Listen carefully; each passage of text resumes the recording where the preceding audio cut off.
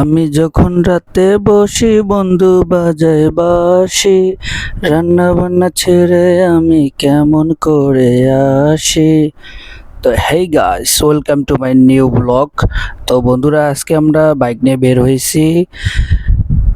আরে কি অবস্থা, এখানে রাস্তার মধ্যে বালু জমায় রাখছে। তো যাই হোক, পার হওয়া যাক।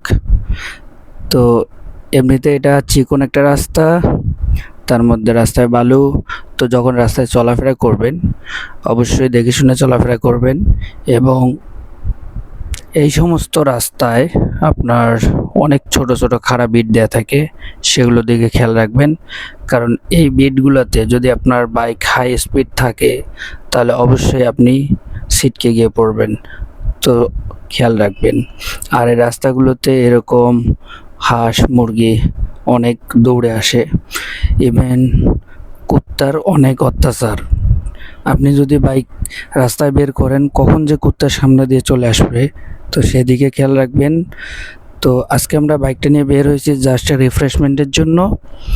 বিকালবেলা বাতাসটাও খুব ভালো লাগতেছে, এমনি সারাদিন রোদ ছিল, প্রচণ্ড গরম, ঘামতে ঘামতে অবস্থা শেষ, ফ্যানের নিচেও ঘামতে ঘামতে সেই অবস্থা খারাপ। তো বের হয়ে ভাবলাম যে একটা ভিডিও করে নিই এবং ভিডিওটা আপনাদের সাথে শেয়ার করি। জানি না কেমন হচ্ছে, কারণ ফোন থেকে ভিডিওটা রেকর্ড করতেছি। আর এই যে দেখেন, কি একটা জ্যামে পড়ে গেলাম।